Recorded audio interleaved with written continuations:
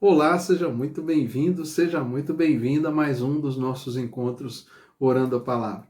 Meu nome é Jairo Luciano, eu sou seu pastor. Durante esse tempo aqui de compartilhamento da palavra e de oração, como sempre, eu te convido a estar comigo até o final desse vídeo e também te convido a ler a palavra de Deus comigo.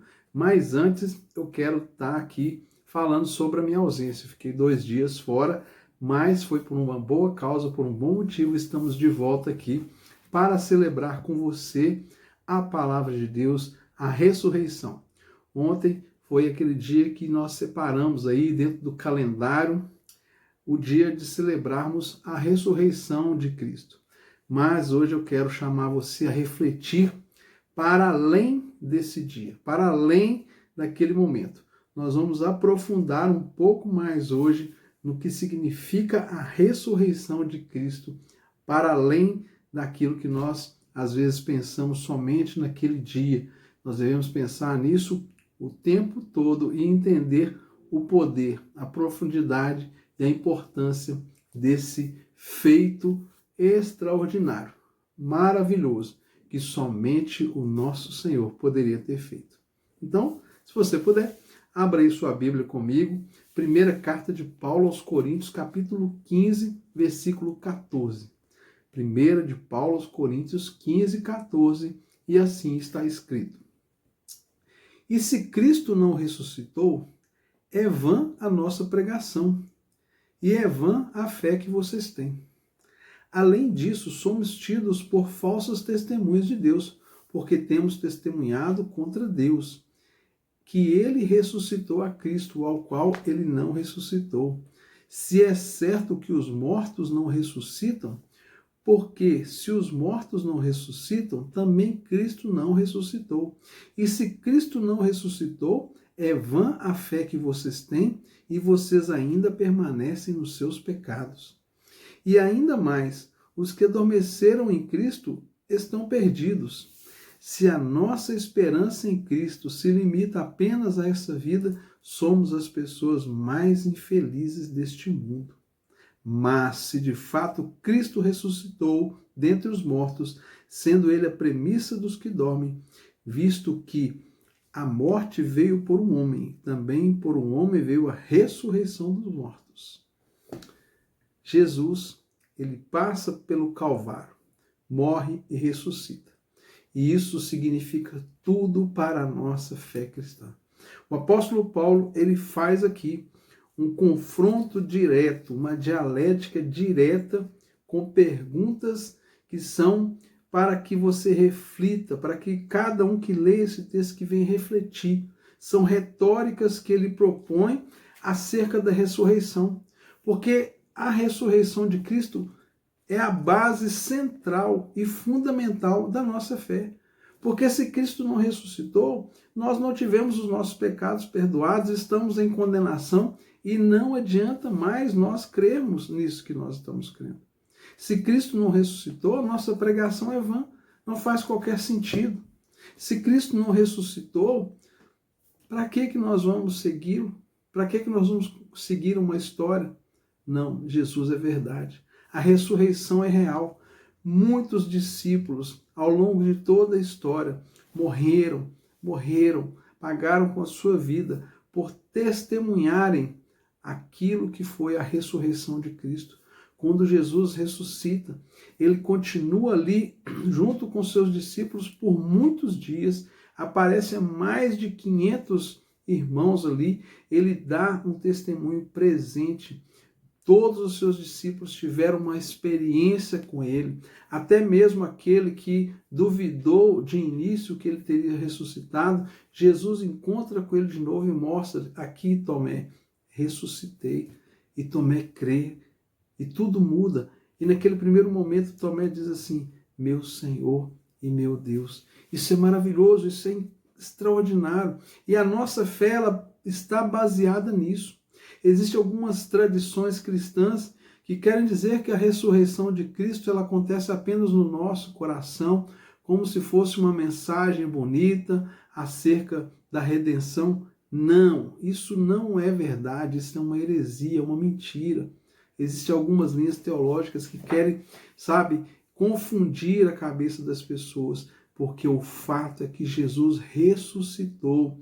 E se ele ressuscitou, nós também ressuscitaremos com ele no último dia. Quando nós partirmos, nós ressuscitaremos com ele. Nós estaremos com o Senhor por toda a eternidade. Nós quem? Aqueles que creem em Cristo como Senhor e Salvador de suas vidas. Todos esses que creram. Aqueles que não creram, aqueles que blasfemam, aqueles que zombam dessa fé, por mais íntegros, honestos, trabalhadores, bons cidadãos que eles sejam, eles não vão experimentar disso, porque é basilar, é fundamental que nós creiamos na ressurreição, porque ela é um fato que mudou a história da humanidade. Nós temos a história da humanidade dividida em dois tempos, antes de Cristo e depois de Cristo. O mundo nunca mais foi o mesmo. E também acontece na nossa individualidade, quando nós temos uma experiência de conversão ao Senhor. Quando nós temos uma experiência com Ele, nós também temos um divisor de águas. Nós temos a nossa história antes de conhecermos a Jesus e depois. E é uma experiência que todos nós precisamos. Ninguém se torna cristão por herança, por hereditariedade. Ninguém se torna cristão porque a família é cristã. Os seus pais podem ter te levado a vida inteira na igreja, desde quando você era um bebê. Se você não tiver uma experiência de arrependimento dos seus pecados, de conversão a Cristo, de reconhecer as verdades do Evangelho, infelizmente você apenas foi alguém que frequentou uma igreja. Essa é a verdade que muitas vezes nos incomoda, porque precisamos de uma experiência real de conhecimento de Deus, de sermos transformados. Às vezes uma pessoa pode estar há muitos anos frequentando a igreja, sem ter se convertido de verdade. Ok, ela pode ser uma boa pessoa, honesta, cheia de virtudes. Parabéns, muito bom. Todos nós devemos ter uma vida dessa forma. Mas muda tudo quando nós conhecemos a Cristo. Porque, como o apóstolo Paulo fala, ele fala de uma forma muito contundente aqui no versículo 19, ele disse assim, olha, versículo 19, se a nossa esperança em Cristo se limita apenas a esta vida, somos as pessoas mais infelizes deste mundo. Ou seja, quando você espera de Deus apenas no materialismo do tempo em que você está vivo, ou seja, naquilo que você quer comer, beber, possuir, fazer, se a sua esperança naquilo que Jesus fez se limita só a esse tempo, se você não reconhece a transcendência, a ressurreição, a vida eterna, que é o maior que Deus trouxe para nós em Cristo Jesus, de uma plena comunhão com Ele, sinto muito, é vã a sua fé. Mas se você crê na ressurreição e entende que a sua vida não se limita ao último dia da sua existência aqui nessa terra, você é um bem-aventurado, você é uma bem-aventurada e certamente vai desfrutar de tudo aquilo que Jesus conquistou na cruz por nós. Essa é a Páscoa, a passagem da morte para a vida. A palavra diz que estávamos mortos em nossos pecados e transgressões, mas em Cristo Jesus nós somos transformados e nascemos de novo. Vamos orar? Pai querido, louvamos o Senhor nesse dia, reconhecendo, Pai, a obra completa e perfeita que o Senhor fez ali na cruz do Calvário, entregando a cada um daqueles que te receberam como Senhor, como Pai e Salvador, a salvação, a vida eterna e uma plena comunhão contigo. Senhor, nós não poderíamos passar por aquela cruz, porque ainda que passássemos por ela, assim como muitos dos seus discípulos passaram, não seria suficiente, porque sem a tua ressurreição, nenhum dos outros mártires seriam capazes de ressuscitar. Mas uma vez que o Senhor fez, e a palavra que nós lemos aqui, ela diz que o Senhor foi o primogênito, as primícias daqueles que dormem, aquele que primeiro ressuscitou, para que nós viéssemos a ressuscitar para a vida eterna. Amém. E glória a Deus. Se aproprie dessas verdades. Creia na ressurreição. Fale com ousadia e viva o melhor de Deus.